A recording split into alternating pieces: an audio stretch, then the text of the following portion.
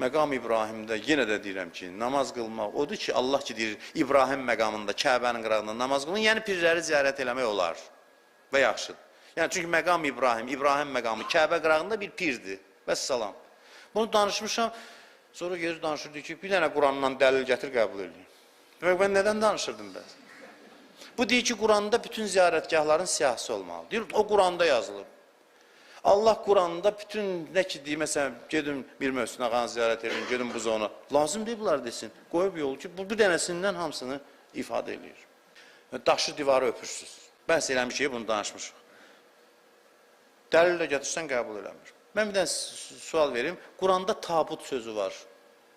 Tabut deyəndə biz nəyə başa düşürük? Ölünü aparırlar, ona tabut deyilir. Tabut Quranda işlənib, sandıq mənasında. Əslində tabut elə sandıqdır da, indi bizdə məşhur olub, ancaq ölünün sandığına tabut deyilir. Amma tabut elə sandıq deməkdir.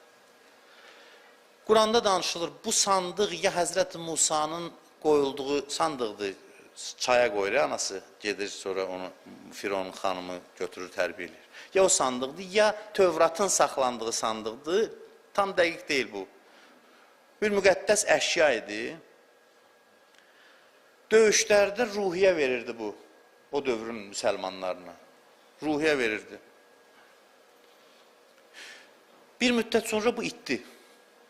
Yahudiler bunu qoruyurdular, saxlayırdılar, mənəviyyat alırdılar onunla. Bir müddətdən sonra bu itdi.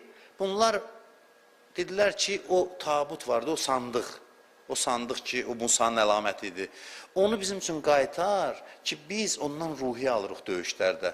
Allah demədi, bu nə sözdür? Şirk. Müşrik oldu siz. Sandıqdan ruhiyyə almazlar, məndən ruhiyyə alır. Allah belə demədi. Allah belə dedi. Və qalə ləhum nəbiyyuhum, Peyğəmbər dedi.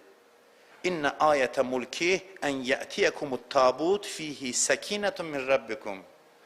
Deyir, Allahın ayələrindən budur ki, Allah sizə o sandığı göndərəcək ki, onda sizin üçün aramlıq var, qəlbiniz sakit olur.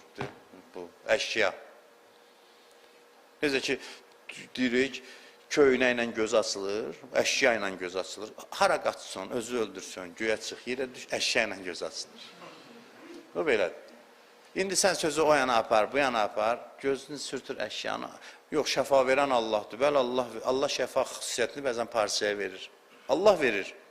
Allah burada deyir ki, bu sandıq sizə ruhiyyə verir, Allah onu verir ki, ondan aramlıq əldə eləyəsiniz, səkinə.